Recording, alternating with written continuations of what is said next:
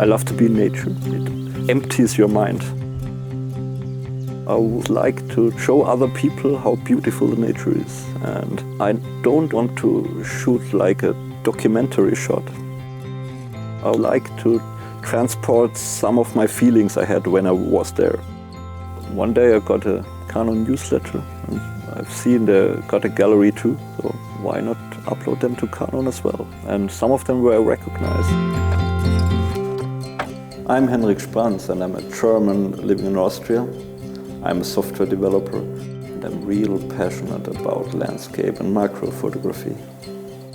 When I'm about to do macro photography at a location I don't know, I will go there in the evening the day before to check the whole situation, where the sun will rise, and naturally where the insects are.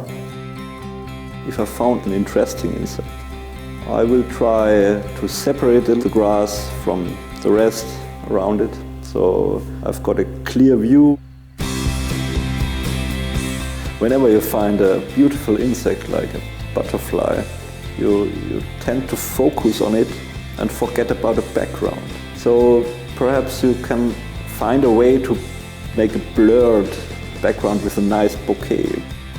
If you're shooting something like a butterfly, you should get up from your tripod and camera and butterfly and have a look if the planes of the sensor and the wings of the butterfly are parallel, so it would help a lot in focusing.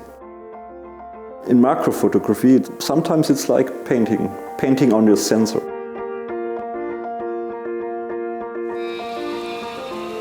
If I'm preparing a landscape shoot, then I need some preparation. I need to check the weather, check the lighting, check the best places for a shoot.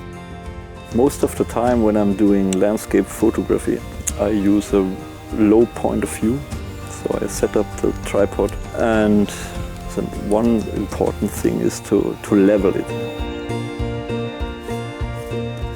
Most of the time I use the semi-automatic mode, so I set the aperture and let do the camera the rest, so it's no problem. I've got control of the aperture. And I use the live histogram as well to check if the exposure is right, if it's overexposed or not.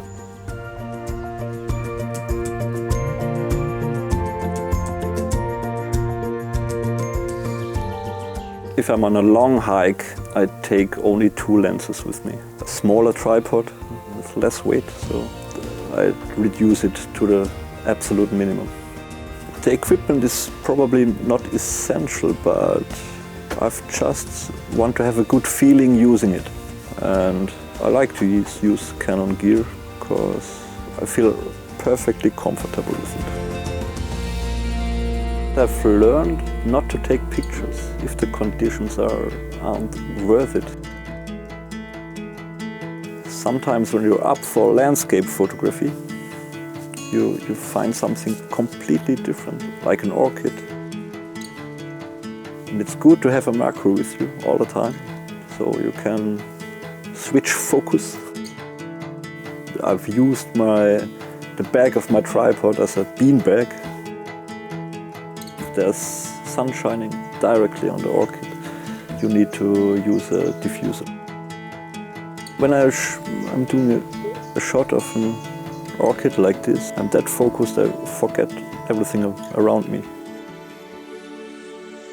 When I'm doing the post-processing, the first thing I do, I import them into Lightroom, make a quick check which of my photos are worth doing post-processing.